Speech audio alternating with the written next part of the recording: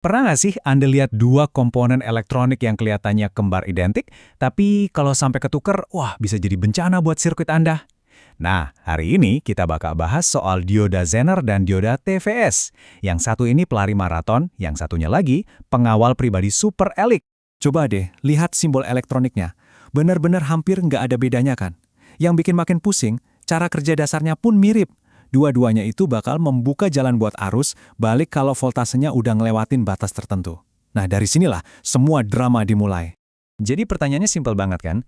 Kalau mereka semirip ini, kenapa salah pilih satu komponen mungil ini bisa, menghancurkan seluruh sirkuit elektronik Anda? Jawabannya ada di perbedaan misi mereka, jadi ayo kita bedah lebih dalam. Oke, sekarang waktunya kita kenalan sama dua jagoan kita ini. Anggap aja mereka berdua ini adalah spesialis dengan misi yang sangat-sangat berbeda.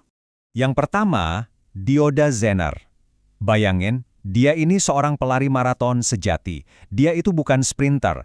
Tugasnya bukan buat lari kencang sesaat, tapi soal daya tahan, wah dialah jagonya. Dia diciptakan untuk kerja terus-terusan, non-stop, dengan presisi yang tinggi. Jadi, misi hidup si Zener ini cuma satu, jadi regulator voltase yang super stabil. Dia punya satu angka sakral, namanya VZ atau voltase Zener. Apapun yang terjadi, dia akan mati-matian mempertahankan voltase di angka itu. Nggak lebih, nggak kurang. Nah, sekarang kita ketemu sama lawannya, dioda TVS. Kalau Zener itu pelari maraton yang sabar, TVS ini dia pengawal pribadi atau pasukan khusus. Dia nggak peduli sama daya tahan jangka panjang. Misinya cuma kecepatan, kekuatan, dan intervensi secepat kilat. Misi si pengawal pribadi ini beda banget. Sehari-hari dia itu kayak nganggur, diam aja, gak ngapa-ngapain. Tapi begitu ada ancaman mendadak kayak lonjakan listrik statis, wush, dia langsung maju buat menyerap serangan itu. Makanya data pentingnya itu vehicle atau clamping voltage. Itu adalah janjinya, voltase berbahaya gak bakal pernah lewat dari dia. Oke, waktunya adu kekuatan. Kita hadapkan langsung si pelari maraton versus si pengawal pribadi. Disinilah kita bakal lihat kenapa peran mereka itu benar-benar gak bisa ditukar.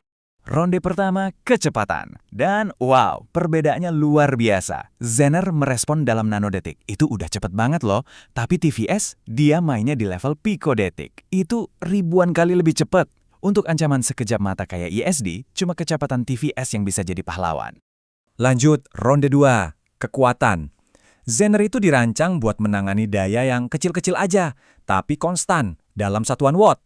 Ibaratnya kekuatannya itu, ya mungkin setara petasan korek lah. Sekarang, lihat si TVS. Dia ini dibangun buat nerima pukulan keras. Dia sanggup menyerap lonjakan energi sampai hitungan kilowatt. Ini bukan lagi petasan, ini tuh udah kayak unit penjinak bom yang siap menghadapi ledakan besar.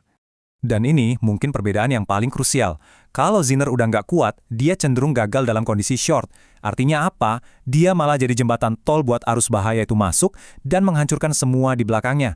Nah, kalau TVS beda. Dia didesain untuk gagal open.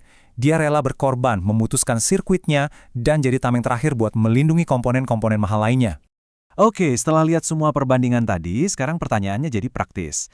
Kapan kita harus pakai si Zener dan kapan kita panggil si TVS? Sebenarnya aturannya simpel banget. Kalau tugas Anda adalah menjaga voltase tetap stabil dan akurat, kayak menjaga ritme lari maraton, ya panggil si Zener. Tapi, kalau tugas Anda adalah melindungi dari serangan mendadak kayak ISD atau lonjakan listrik, Anda butuh pengawal pribadi. Ya, panggil si TVS, jangan sampai kebalik. Biar lebih kebayang, kita intip aja dalamnya iPhone. Setiap kali Anda nyentuh tombol power atau volume, itu ada dioda TVS yang jagain dari listrik statis jari Anda. Sementara itu, di sirkuit chargingnya yang sensitif, ada dioda Zener yang kerja keras mastiin voltase buat baterai itu selalu presisi dan stabil. Jadi, kita sampai di kesimpulan dari semua ini. Semuanya bisa kita rangkum jadi dua kata kunci.